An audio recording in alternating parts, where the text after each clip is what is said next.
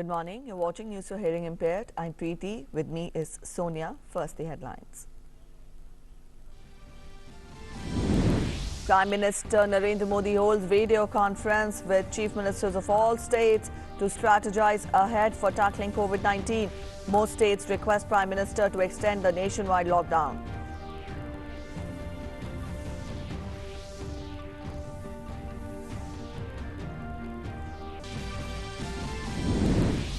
Active COVID-19 cases across India rise to 6,634 with 242 fatalities and 652 people discharged. Health Ministry says India's response to COVID-19 has been proactive. 586 COVID-19 dedicated hospitals and more than 1 lakh isolation beds set up across the country. Union Home Ministry requests states and union territories to provide police security to doctors and medical staff if needed. Security to be provided in hospitals and quarantine facilities where they are working.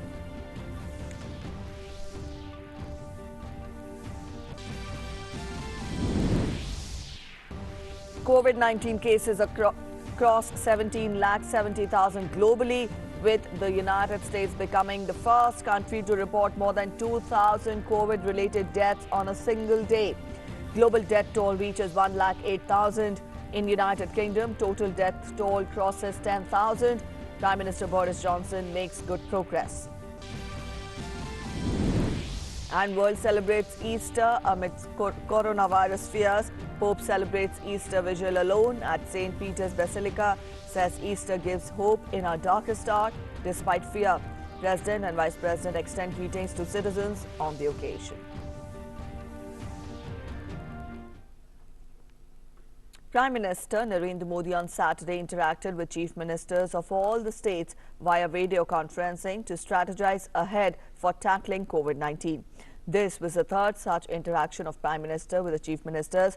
The earlier ones were held on 2nd April and 20th March 2020. Now, during the interaction, several chief ministers made a request to extend the lockdown till 30th of April. Prime Minister observed that the combined effort of the centre and the states has definitely helped to reduce the impact of COVID-19. But since the situation is rapidly evolving, constant vigilance is paramount.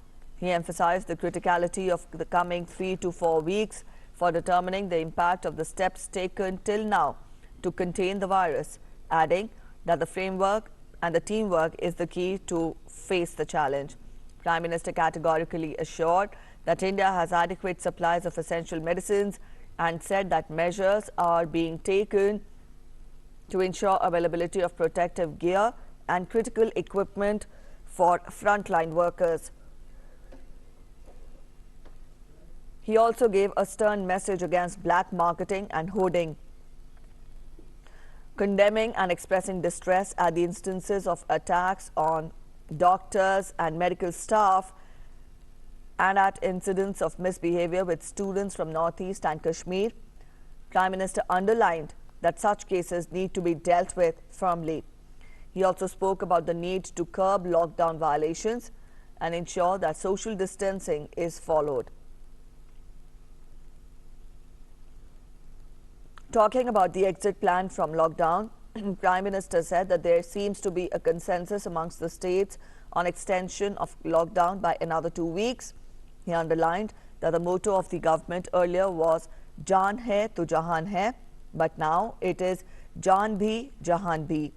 Prime Minister also spoke about popularizing the Arogya Setu app to ensure downloads in greater numbers.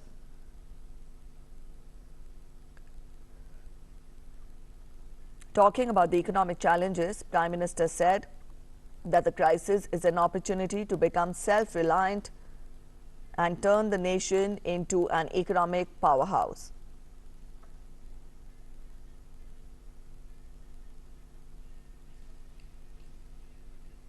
The number of active COVID-19 cases in the country now stands at 6,634, according to the Ministry of Health and Family Welfare. 242 fatalities have been recorded and as many as 652 people have been cured and discharged while one has migrated. The Health Ministry on Saturday briefed the media on the COVID-19 situation in the country. Joint Secretary in the Health Ministry, Love Agrawal, said that India's response to COVID-19 has been preemptive, proactive, and to the extent of being over-prepared and through our graded approach. He added that the government has aligned the response with the evolving situation. He said that there are 586 COVID-19 dedicated hospitals and more than 1 lakh isolation beds in the country. Centre has written to the states and union territories to provide police security to doctors and other medical staff in hospitals and in quarantine facilities where they are working.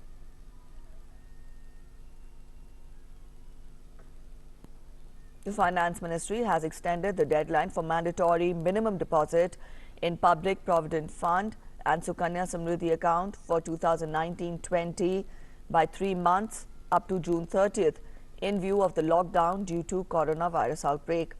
The government has given the relaxation to safeguard the interests of small savings depositors in view of the lockdown in the country due to COVID-19 pandemic. To keep PPF and Sukanya Samrithi accounts active, the subscribers are required to make some specified deposit in an year, otherwise penalty is charged over that. Now, according to the Finance Ministry, the subscribers of PPF and Sukanya Samrithi account may now deposit their savings up to June 30th, which could not be deposited in 2019-20 due to the lockdown in the country.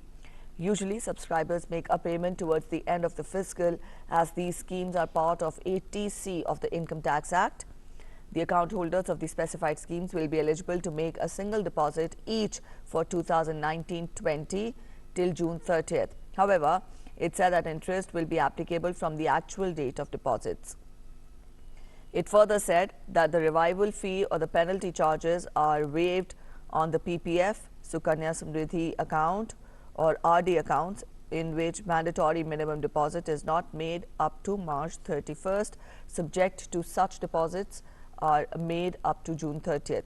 All those PPF subscribers whose accounts were matured on March 31st, including 1-year window for extension, can now be extended up to June 30th.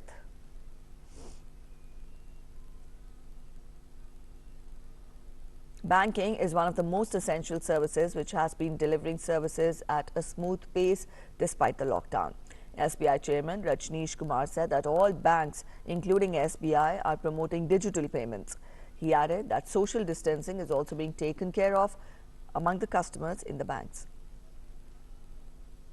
जिनके पास mobile phone है, smartphone है और digital payment कर सकते हैं, तो उनसे एक मेरी अपील है कि वो ज़्यादा से ज़्यादा डिजिटल पेमेंट का भुगतान करें। ये बिल्कुल सेफ बैंकिंग है। लोगों से यही अनुरोध है कि भाई जब अगर आपको और कोई डिजिटल का भी साधन नहीं है और आपको पैसा भी निकालना है, तब कतारबद्ध लग के और सोशल डिस्टेंसिंग का नॉर्म फॉलो करते हुए और पैसा निकालें, लेकिन आपका पैसा बैंकों में सुरक्षित है। The SBI chairman further said that bank is delivering services to the needy through direct benefit transfer. He said that as promised, transfers will allow money flow directly into their accounts. जो प्रधानमंत्री गरीब कल्याण योजना है, उसमें 3-4 बड़े फैसले सरकार ने लिए। एक तो जो परिवार हैं, गरीब परिवार, उनको अन्न की व्यवस्था, 80 करोड़ परिवारों के लिए अन्न की व्यवस्था पब्लिक डिस्ट्रीब्यूशन सिस्टम से की गई है। जो महिलाएं हैं जिनके जनधन खाते हैं, 20 करोड़ से ज़्यादा ऐसी महिलाएं, तो उनको 3 महीने तक 500 रुपये महीना उनके खाते में आएगा। उसके अलावा जो किसान सम्मान योजना थी जिसमें 2000 रुपये किसान को मिलते हैं, उसकी भी किस्त को एडवांस करके उसको भी भेज दिया गया। तीसरा बड़ा जो अनाउंसमेंट था 3 महीने तक जो गैस सिलेंडर है उसको भारत सरकार प्रोवाइड करेगी, वो पैसा भी डायरेक्ट बेनिफिट ट्रांसफ़र द्वारा खातों में चला गया।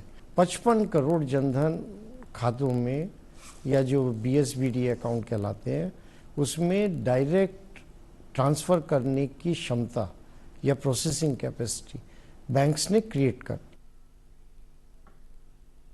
Amid the lockdown, accounts of beneficiaries were credited via Kisan, salmanidhi, Ujjwala Yojana and Jan Dhan by the government. Accounts were credited through direct benefit transfers. after which people thanked Prime Minister Narendra Modi and expressed their gratitude for the extensive help during lockdown. मेरा नाम मनीष पांडे है और मैं कुशीनगर जिले का रहने वाला हूँ। मेरा समस्त परिवार आदरणीय प्रधानमंत्री मोदी के समस्त योजनाओं के लाभार्थी हैं। मैं किसान सम्मान निधि योजना के तहत 2000 रुपये तथा मेरी मम्मी 500 रुपये जनधन खाते में प्राप्त करी हैं। साथ ही नानी जी पेंशन और उज्ज्वला योजना के तहत इनको 800 रुपये प्राप्त हुआ है। आदरणीय मोदी जी को इसके लिए दिल से आभार व्यक्त करते हैं और साथ ही उन्होंने जो बैंकों को घर तक लाने का प्रयत्न करा है इसके लिए भी उनको आभार व्यक्त करते हैं। हमें सरकार 500 रुपये हर महीने भेज रही है और हमें फ्री का सिलेंडर भी मिल रहा है। हमारी पेंशन आ रही है और किसान सम्मान निधि का पैसा भी आ रहा है 2000 रुपये। अच्छा। और हम बहुत प्रसन्न हैं और घर में ही रहते हैं। ये कोरोना वायरस जो है बहुत खतरनाक बीमारी है, इस वजह से हम घर ही में रहते हैं। Indian Railways on Saturday completed the transformation of 5,000 sleeper class coaches into isolation wards in record time to treat COVID-19 patients. The 5,000 coaches have a total of 80,000 beds. More coaches will be transformed into wards if needed.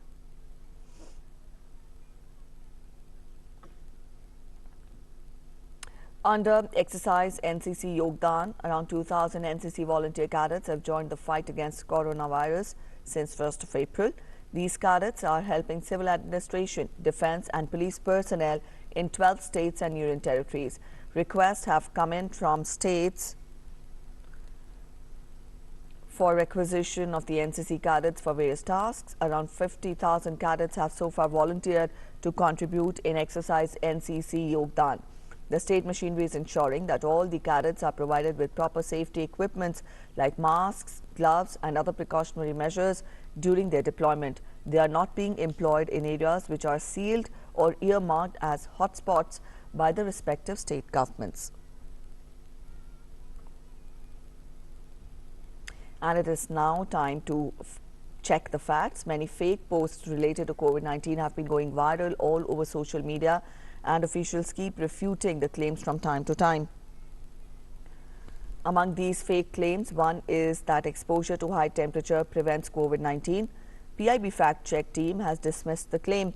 In a tweet, PIB fact-check team said that there is no scientific evidence to prove that coronavirus can be prevented in high temperature. It further said that countries with hot weather too have reported COVID-19 cases.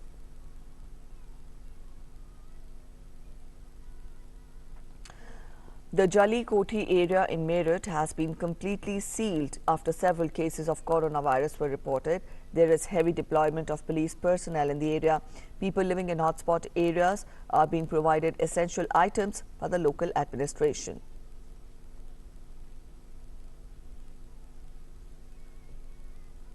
And also we have some good news coming in from Meerut as well. A total of 9 patients were released from the hospital. These patients had tested negative for coronavirus. The patients thanked the doctors, nurses and other staff of the hospital before leaving.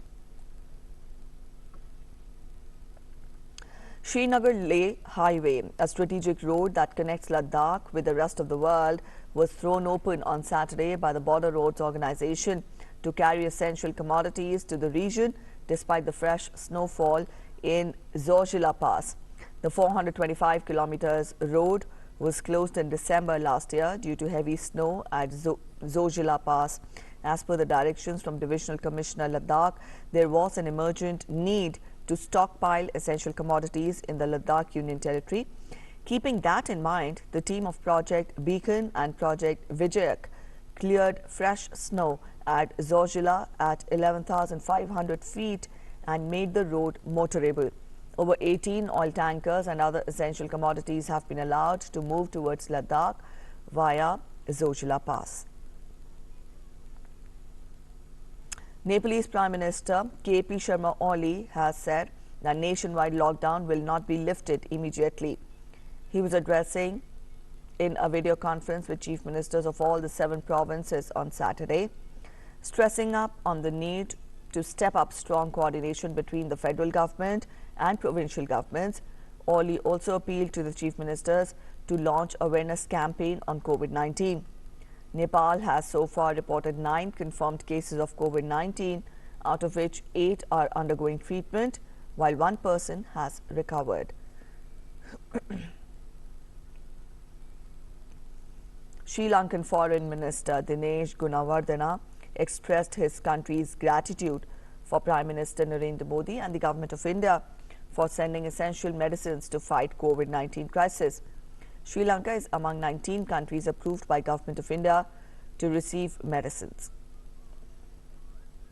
As the Foreign Minister of Sri Lanka, I take this opportunity to convey our highest appreciation and gratitude to the Prime Minister of India, Honorable Narendra Modi, the External Affairs Minister, Vijay Shankar, and the Government of India, and all the agencies who have been helping and making the decision, and for the great contribution that has come to Sri Lanka in terms of medical and associated articles by a special flight.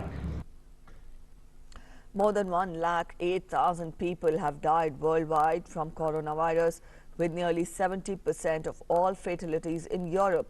Data compiled by Johns Hopkins University showed the global death toll at just over 1 lakh and the number of confirmed cases worldwide at more than 1.7 million. More than 4,02,000 recoveries have been recorded. United States has registered the highest number of COVID-19 deaths after surpassing Italy's COVID toll, while Canadian government and opposition legislators have approved a wage subsidy worth $52 billion on Saturday to support the ravaged economy.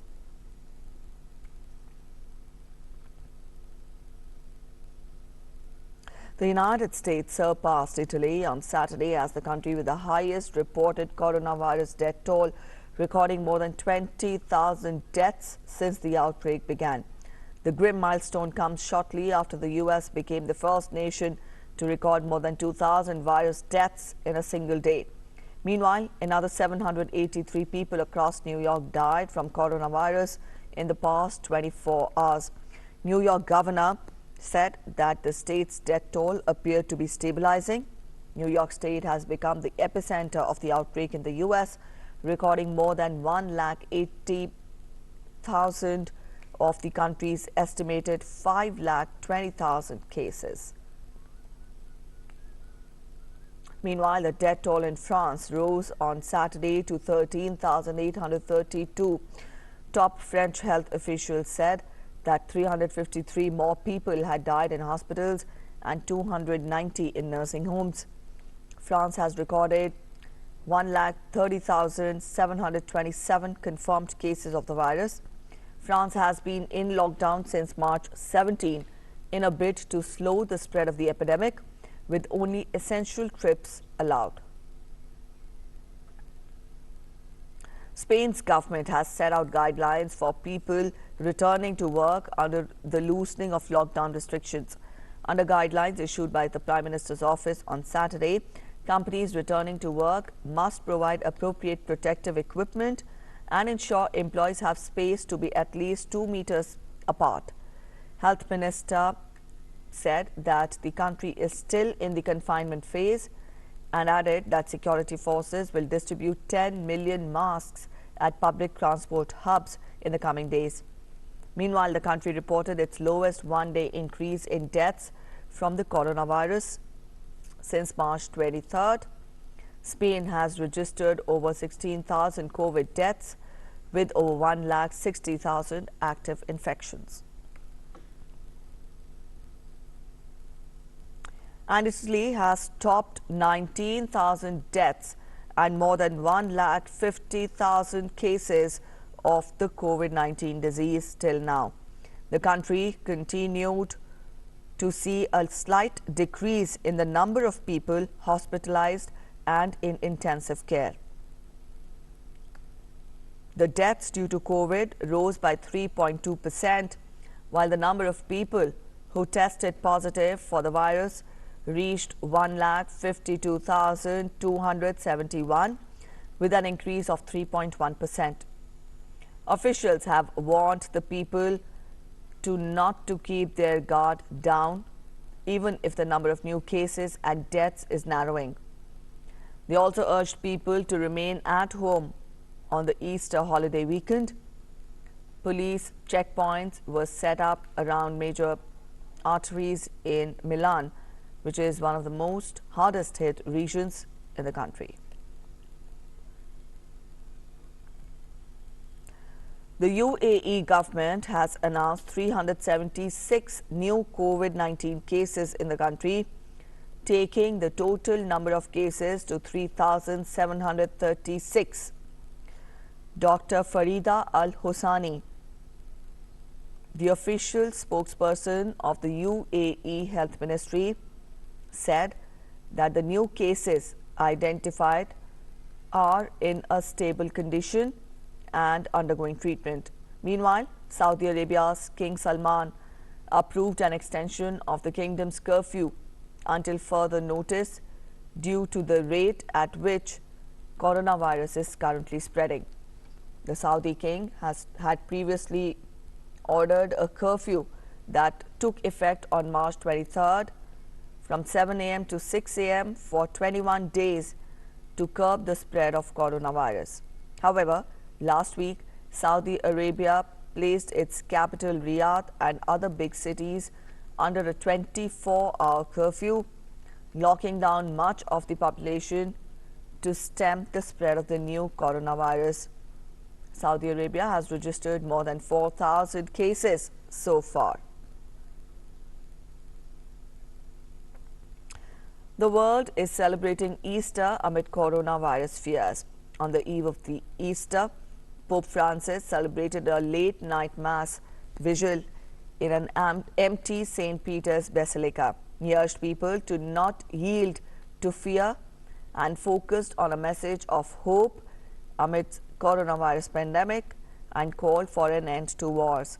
The vigil, which normally takes place in a church packed with about 10,000 people, was attended by only about 24, including a few altar services and a smaller than usual choir.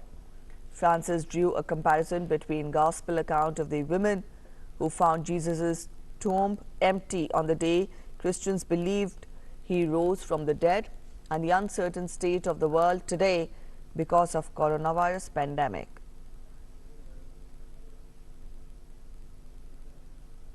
On the occasion of Easter Sunday today, President Ram Nath Kovind has extended greetings to the citizens of the country and abroad.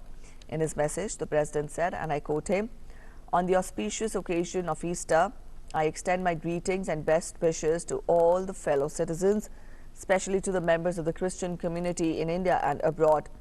Let us learn from the teachings of Jesus Christ and work together to advance the common good of the entire humanity. In these testing times, when we are fighting COVID-19, let us all resolve to celebrate this sacred festival with our families while staying at home, following social distancing norms and other government instructions." Vice President Dr. M. Venkaiah Naidu has wished the nation on the eve of Easter. In a message, the Vice President said that the story of resurrection is a reminder that light will always triumph over darkness. He wished that India and the world will emerge victorious in the fight against COVID-19. The Border Security Force manning the Indo-Bangladesh borders is also supporting the needy villagers in the midst of COVID-19 pandemic. While distributing grocery and other essential items, the BSF personnel are following norms of hygiene laid down by the government and WHO to contain the coronavirus.